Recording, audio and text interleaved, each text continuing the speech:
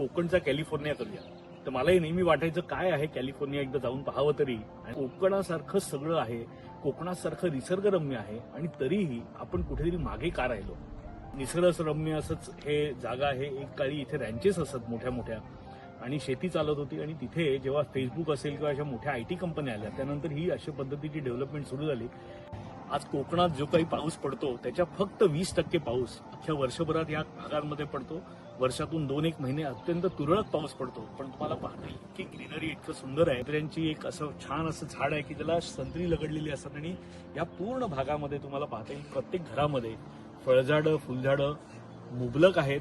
सगळ्यात अधोरेखित करण्याची गोष्ट अशी आहे की लोक इथे खूप छान पैसे कमवत आहेत. सगळ्यात महत्वाचं म्हणजे मी नेहमी कोकणवंत व्हा हे सांगताना सांगत आलेलो आहे की वर्क लाईफ बॅलन्स. नमस्कार, आपण सगळेच जण नेहमीच ऐकत आलेलो आहे की कोकणचा कॅलिफोर्निया करूया.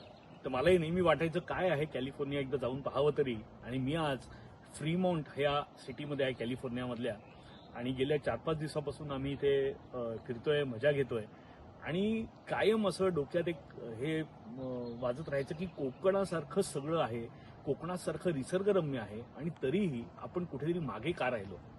आणि ह्याचा नीट विचार करताना असं लक्षात आलं की 30-35-40 वर्षापूर्वी जे कॉम्प्युटर रिव्होल्युशन आलं, त्यानंतर कोकणात ज्याला आपण म्हणतो की केमिकल किंवा अशा मोठ्या मोठ्या फॅक्टरीज न आणता अशा प्रकारचं डेव्हलपमेंट करणं जेव्हा शक्य होतं, तेव्हा आपण कुठेतरी हे समजून घ्यायला कमी पडलो.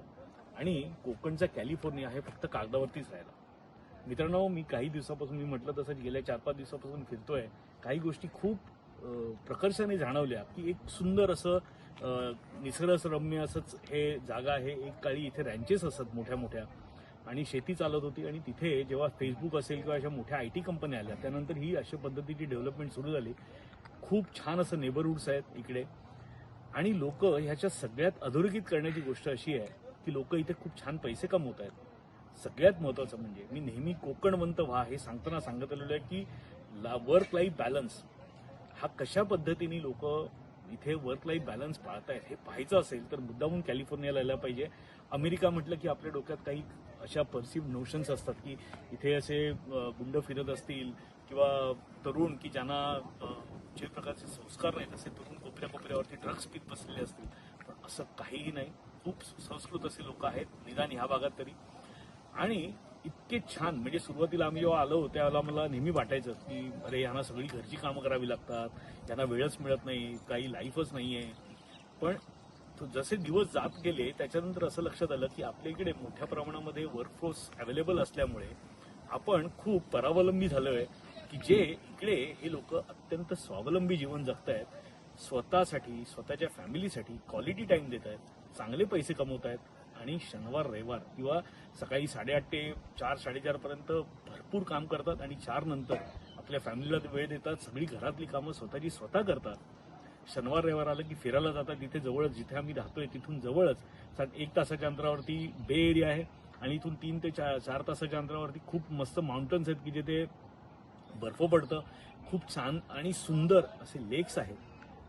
आज कोकणात जो काही पाऊस पडतो त्याच्या फक्त 20% पाऊस अख्ख्या वर्षभरात या भागांमध्ये पडतो. वर्षातून 2-1 महिने अत्यंत तुरळक पाऊस पडतो. पण तुम्हाला पाहता इतकी ग्रीनरी, इतकं सुंदर आहे. कारण पावसाच्या पाण्याचं जे काही पाणी आहे किंवा जवळचे जे काही स्रोत आहेत त्याचं खूप छान असं नियोजन ह्या लोकांनी केलेलं आहे. प्रत्येक घराच्या बाहेर सुंदर असं गार्डन असतं. प्रत्येक घराच्या बाहेर खूप छान अशी फुलांची बाग असते. मागे तुम्ही पाहता येईल तुम्हाला संत्र्यांची एक असं छान असं झाड आहे की ज्याला संत्री लगडलेली असतात. आणि या पूर्ण भागामध्ये तुम्हाला पाहता येईल प्रत्येक घरामध्ये फळझाडं, फुलझाडं मुबलक आहेत. आणि असंच मी नेहमी सांगतो की आपलंही सुंदर घर असावं असं तुम्हालाही वाटत असेल. मित्रांनो, कोकणात असं काहीच नाही की जे इथे नाहीये. खूप सुंदर असं निसर्ग सौंदर्य आहे.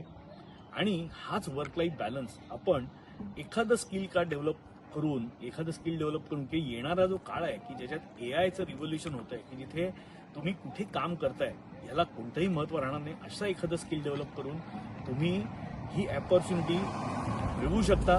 कोणावरही अवलंबून न राहता असं एखादं तरी स्किल डेव्हलप आपण केलंच पाहिजे की जेणेकरून तुम्ही कोकणामध्ये एक सुंदर वर्क लाईफ बॅलन्स सांभाळू शकाल, आपल्या फॅमिलीला वेळ द्याल, आपल्या प्रकृतीकडे लक्ष द्याल, आणि असंच सुंदर आयुष्य जगू शकाल. कोकणचा कॅलिफोर्निया वगैरे करण्यापेक्षा जो आपलं कोकण आहे त्याची जी काही स्ट्रेंथ आहे, आपल्या ज्या स्ट्रेंथ आहेत, ह्या एकमेकांची मॅच करून एक छान आयुष्य जगणं कोकणामध्ये सहज शक्य आहे. तर मित्रांनो, पुन्हा एकदा सांगतो, लवकरात लवकर कोकणात जर गुंतवणूक केली नसेल तर गुंतवणूक करा, कोकणात राहायला या, कोकणवंत व्हा. आणि सगळ्यात महत्वाचं म्हणजे जे कोणी कॅलिफोर्नियाला आलेले नसतील त्यांनी कॅलिफोर्नियाला नक्की या. जे बिल्डर्स डेव्हलपर्स आहेत त्यांना तर मी अगदी आग्रहाने सांगेन की आपण लोकांना ज्या पद्धतीची डेव्हलपमेंट करून देतोय, की लोकांना त्यांची स्वप्न पूर्ण करतोय, तर एक काय असावं किंवा एक प्रकारची डेव्हलपमेंट कशी असावी, कॉमन एरियाची डेव्हलपमेंट कशी असावी, गार्डन्स कशी असावी, फुटपाथ कसे असावेत, रस्ते कसे हवेत, सिग्नल यंत्रणा कशी असावी, आपण जर एखादी टाउनशिप बनवत असू तर त्याच्यातल्या सोयीसुविधा कशा असाव्यात, हे समजून शिकून घ्यायचं असेल तर तुम्ही कॅलिफोर्नियाला नक्की भेट द्या. आणि ज्यांना येणं शक्य नसेल त्यांनी मुद्दामून कॅलिफोर्नियातल्या लोकांशी संपर्क करा, आपले मित्रमंडळी असतील, नातेवाईक असतील, आणि त्यांच्याकडनं समजून घेण्याचा प्रयत्न करा. आणि पुन्हा पुन्हा अगदी आग्रहाने सांगतोय, लवकरात लवकर कोकणचा कॅलिफोर्निया करण्याच्याऐवजी कोकणवंत व्हा आणि एक सुंदर असं आयुष्य स्वतःला आणि तुमच्या कुटुंबाला भेट द्या.